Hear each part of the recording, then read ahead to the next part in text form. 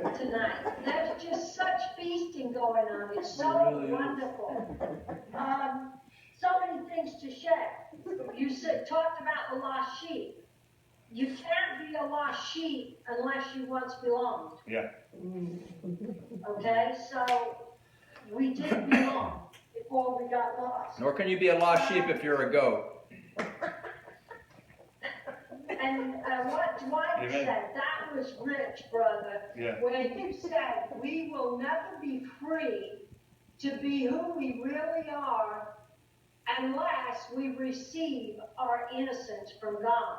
Mm. And that takes me right back to, where was I? Isaiah, where it says, my thoughts are not your thoughts. Neither are your ways, my ways, saith the Lord. And that's always been used as a hammer to pound us on the head, to say, your ways are not God's ways.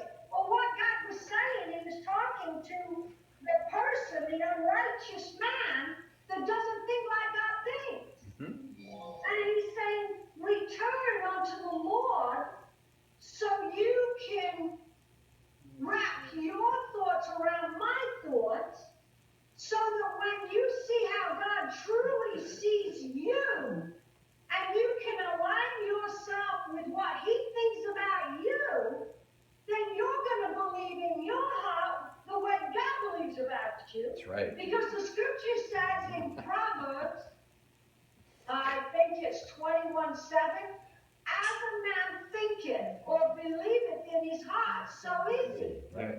So you will never be able to manifest the fruit of righteousness if you don't believe you're righteous. If you think you're a dirty, rotten sinner, your fruit is never going to be above that.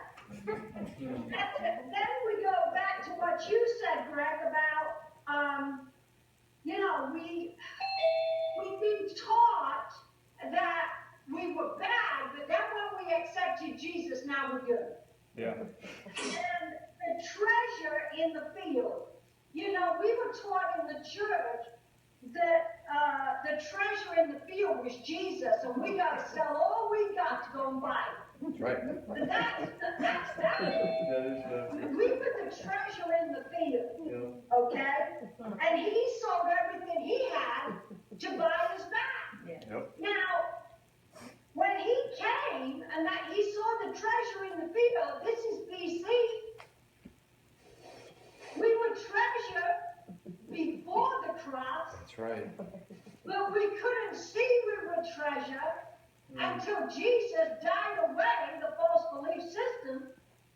And in Matthew 13, the next parable says, the kingdom of heaven is like unto a merchantman seeking goodly pearls, who when he found the one pearl of great price, he went and sold all that he had and bought it.